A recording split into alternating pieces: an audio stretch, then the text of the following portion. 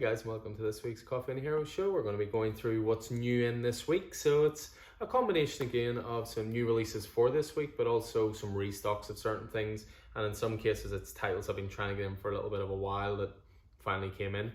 But again, there's some titles here. We've got 2, 3, 4, 5 on the shelves, but we haven't had one for a while. But we've now got those back in stock. So because there's some great titles here, some of my personal favorites that I'll certainly point out along the way. That I'm glad we've got back in from the very beginning again. So again, all these are going on the racks for this new comic book day, this Wednesday. So, but before I jump into this as well, just a very quick reminder about Free Comic Book Day, which is coming this Saturday. We will be opening at 9 a.m. for that, so open a little earlier. We'll have all the free comics laid out close to the new releases. We've got a couple of different promotions we'll be running on the day, some discounts on graphic novels, on comic packs. We're going to be doing a raffle as well. I'm still just finalizing the prize for that. But basically anybody that buys anything, they'll write their name and number down on a piece of paper, and we'll do a draw live at the end when we close up for the day. So a few fun other bits and pieces that'll be done on the day. So again, I'll stick some stuff up on the social media just to remind everyone, but just for anyone watching this video, just again a reminder of this coming Saturday will be Free Comic Book Day. We've got all of the titles in now, but supplies will be limited, of course. We don't have endless amounts of all the titles. We certainly ordered big on a lot of the bigger titles, things like Batman Fear State, things like, Spider-Man Venom, things like Enter the House of Slaughter, stuff like that, the spin-off from Something is Killing the Children. So while we do have good stock levels, we've no idea how busy it's going to be. We may need to limit the amount of people in store as well.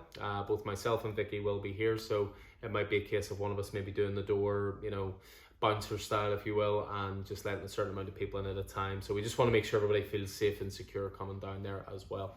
But yeah, just to get back to, as I say, new stuff coming in. Obviously the new single issues are on the racks. I'll go through my own pull list in another video, around the YouTube channel. I'll also be doing a previews one. You'll notice behind me the previews board is blank. I'll be filling that over the next couple of days. But I'll do my YouTube video, and Keith and I are hoping to get back to doing some podcasts next week or two. We've had a little bit of a lull in that, but that's just been, between the two of us, we've just both been really, really busy. So we'll endeavour to get back on that in the next week or two anyway.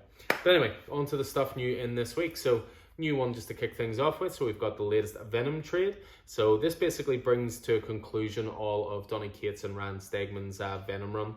So it's subtitled Keenan Black. And this basically covers issues 31 to 35. So again, the last arc of Venom done by that creative team. Venom, of course, will be relaunching later in the year under the stewardship of Al Ewing, Ram V, and Brian Hitch. But if you want to close out the Cates Stegman run in trade form, that's this here. I would recommend reading Keenan Black as well, because it's pretty integral to their run. One for you Star Wars fans, so the first trade is coming out for Star Wars The High Republic. So this was the new title written by Kevin Scott that came out to a lot of fanfare over the past year.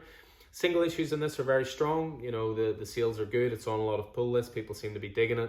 But if you're more of a trade waiter, this is the first story arc, which is called There Is No Fear. A good one I'm glad to see come in is we've obviously been getting more and more of the Epic collections. So these are, of course, the perfect color reprints of older issues for things. And we finally were able to get the first volume in a Fantastic Four. We've been able to get later volumes in, but if you're going to go through these Epic collections, you of course want to start at the beginning.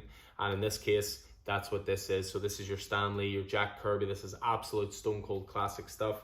And this covers Fantastic Four number 1 to 18. So right back to the beginning of essentially the title that made Marvel.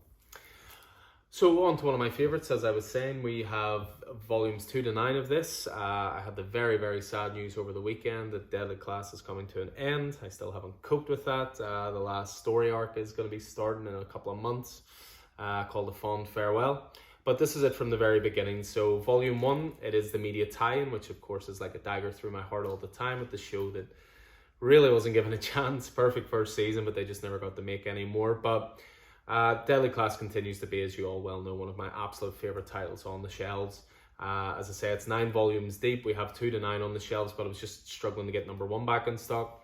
It's back in stock. So if you haven't read Deadly Class, what have you been doing with your life? Another volume 1 back in stock. Again, we have volumes 2 to 6 of this. These are the boys omnibuses. So 6 volumes covers all of this. And we managed to get another few copies in of volume 1 again. So 2 to 6 are on the racks. now #1's on there as well. And let's be honest, the boys doesn't really need explanation at this point. Keeping White Knight stuff in stock at the moment has proven difficult. It just, every time we get it in, it sells out. So we have Batman Curse the White Knight. This is the hardcover, of course. This is the second volume of Sean Murphy's excellent Murphyverse take on Batman. You have Batman White Knight as volume 1. This is volume 2. And then, of course, you have the third volume, which we have over on the racks, which is the Harley Quinn spin-off, although I argue it's a sequel to this one. Also back in stock, and again, another one that just keeps going out of stock, Department of Truth. So volume 1, one for all you X-Files fans, one for all you conspiracy fans. Tinian knocking it out of the park with this as always. And again, another title that benefits from the Image £9 price point for volume 1. Same with Deadly Class there as well. So yeah, James Tinian the fourth on writing, and Martin Simmons doing career best, I would argue, artwork on that as well. The next compendium also came in for Fables. So I'm looking over there. We've got the previous ones there on the Vertigo section. So what we have now is we're up to compendium 3 of Fables. I believe this will pretty much bring you up to the end. This is about 3/4 of the way through. And the reason for that is because with Fables, there were always spin-off series as well. So it's not just a straight 152 issues, I think. So what you've got in this one, for example, is you've got 30 issues of the main series. But you've also got some of the crossovers from Jack of Fables, the Literals, and Werewolves of the Heartland. So pretty comprehensive for all you Fable fans there. That's compendium 3, and then I would say one more compendium will finish that out. Next up, we have Friendly Neighborhood Spider-Man. Again, I've been getting this back in stock. This is a fantastic run by Tom Taylor, Juan Cabal on art. Ken Lashley stepped in with a bit of art as well. We got volume 1's back in stock. We've got volume 2's back in stock. It was only a 2-volume run, but some of the absolute best Spidey stuff there, and probably quite timely given everybody's out there losing their minds over the Spider-Man trailer. More on that later. Another volume 1 back in stock, Ice Cream Man. This is one of the great horror anthology series going through Image Comics. Again, this was another example of Diamond and their backward policies, because I ordered 1 to 6, and about 4 weeks ago, 6 and 5 came in. And then 3 weeks ago, 4 and 3 came in. And then last week, 2 came in. And now finally 1 came in. So they never do anything straightforward. So that's W. Maxwell Prince writing and Martin Morazzo on art. A couple of big bad boys as well, and another Diamond greatest hit. So these are the Criminal hardcover deluxe editions. These are absolutely glorious, beautiful editions. Brand new wraparound artwork for it, very comprehensive. Again, I ordered 1 to 3, 2 and 3 came in. They just waited to send me volume 1, just as they do. But it's back in stock now, so we have all 3 volumes on the shelves ready to go. And Criminal, again, is some of the best comics out there. Another one I'm starting to get in, I'm a big fan of The Goon, but from Eric Powell, and they've started to release these new reprints of the omnibuses. So this is the Omnibus Volume 1, so this is The Goon from the start. So this is basically collected volumes of 4 different volumes of The Goon. You've got Rough Stuff, Nothing But Misery, My Murderous Childhood, and Heaps of Ruination. And again, if you're looking for blurbs to help sell you on something, this has blurbs on the back from Frank Darabont, no less, director of Shawshank Redemption, showrunner of The Walking Dead Volume 1, and also from Jeff Smith, who of course is responsible for Bone. But The Goon is great storytelling, a little bit of noir, a little bit of humour, a little bit of adventure, quirky characters, and you gotta love something that's so self-aware that they call their omnibus bunch of old crap and put that together. Well, my last one to finish off with is another absolute favourite of mine, and again, trying to get volume 1s back in stock of this was so difficult, but we now have Nailbiter back in stock. Joshua Williamson's one of the best writers around for me, you know, between all the DC stuff he's doing, between Birthright. Nailbiter is one of my personal favourites.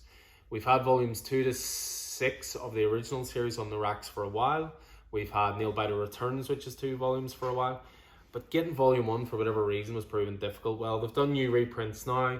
Again, it's that £9 price point. This is a TV show waiting to happen. You know, it's a serial killer based story, but it's a story about family, about the past, about, you know, the things you dreamed your life would be when you were a teenager that maybe didn't quite come to pass. Small town mentality, big conspiracies. I can't recommend this enough. It's one of the best things again. And I know that's the 3rd time I've said this here, but I only recommend good stuff. So yeah, Nailbiter Volume 1, so it's Joshua Williamson, and the artist on that the whole way through the series is Mike Henderson, who's the co-creator as well. So yeah, so that's the new stuff in for this week in terms of some graphic novels. Again, check out otherwise on the channel, you'll see my pull list for this week. which will take you through a lot of the single issues this week. Great week this week, tons of great stuff. Great stuff from DC, Marvel, and from Indie. So, as I say, check that out elsewhere. But again, these will be on the racks from tomorrow. So, I hope to see you guys in store. Again, don't forget Free Comic Book Day this Saturday. And again, keep an eye on the social media channels and we'll release certainly more information on that. So, hope you guys are staying safe out there. Again, look forward to seeing you in store and take it easy.